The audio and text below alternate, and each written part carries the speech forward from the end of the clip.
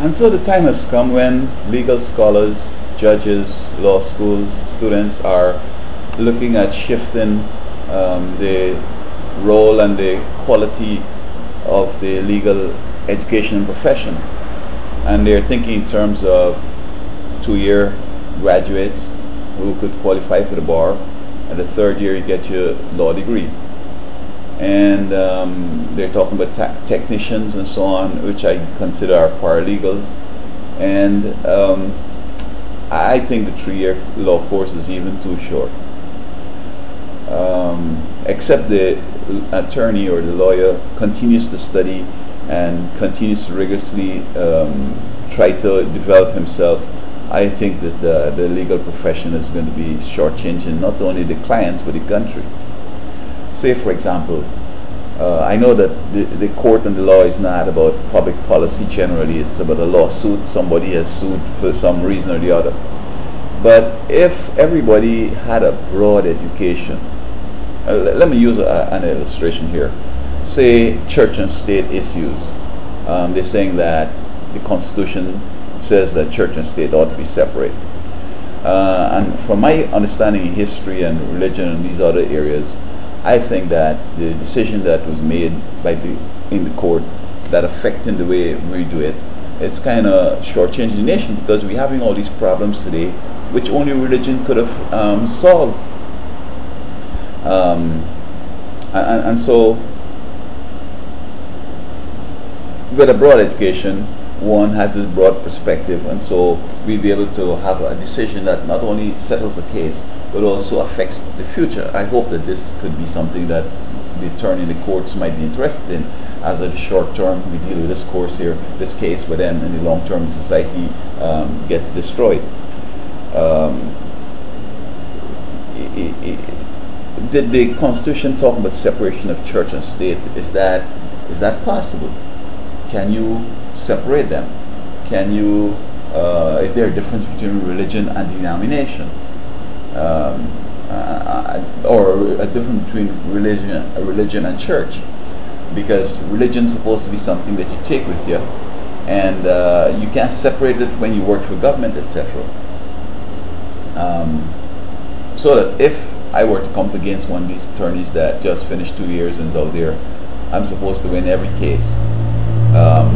I recall I was working out of an attorney's office studying as a law student, and there was a case with an individual who received benefits for a sister who was handicapped.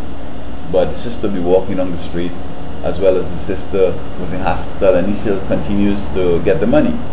Now the attorney advanced the position that this guy has a sort of a quality life that will not necessarily propel him to want to take the state money for his own benefit.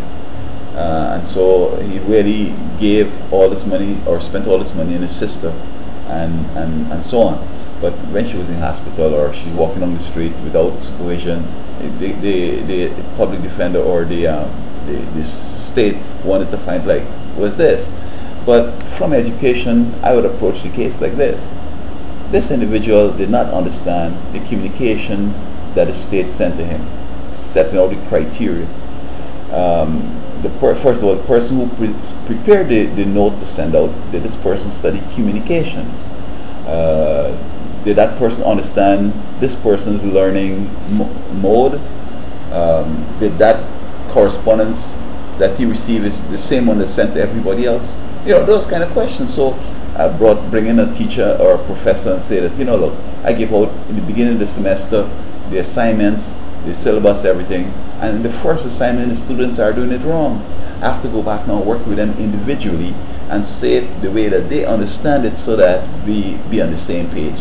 And that would have been the approach I would have used to fight this case. Now, I'm not arguing that he did not take the money and did not use the money probably in a way that shouldn't be used, but I would even advance that he asked other people in similar situations, and they said that even if she's in hospital, to stop and start it is going to be a problem.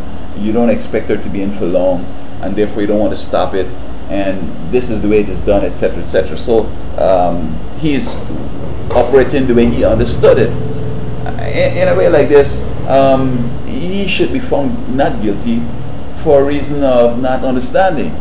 He didn't understand the communication correctly, and unless he understood it and was violating the understanding, then he shouldn't be convicted. So I think that the legal profession is going to be harmed by these lower qualified people. And some states even advance that you don't even have to have a degree first. You just finish your high school diploma and you go straight in it. So you finish high school diploma, you do 2 years, and then you start to work as an attorney. I mean, if you have matters that sort of touch it with foreigners, foreign matters and so forth, you're going to lose, because these guys are going to come in with more knowledge and more experience, and they're going to win the cases. So if both defendant and the plaintiff lawyers are the 2-year guys, and they come out with a little limited understanding and so forth, somebody's going to win, somebody's going to lose. But if somebody who has a sterling education, coming from abroad, having had a degree, doing 3 years, doing a 2 more year internship, I'm sure that they're going to lose every time. So I hope that, I mean, this is democracy and capitalism. You make decisions, you go to law school, you end up with 150,000 debt, you didn't get a job, you work in minimum wage. That is, that's how it is.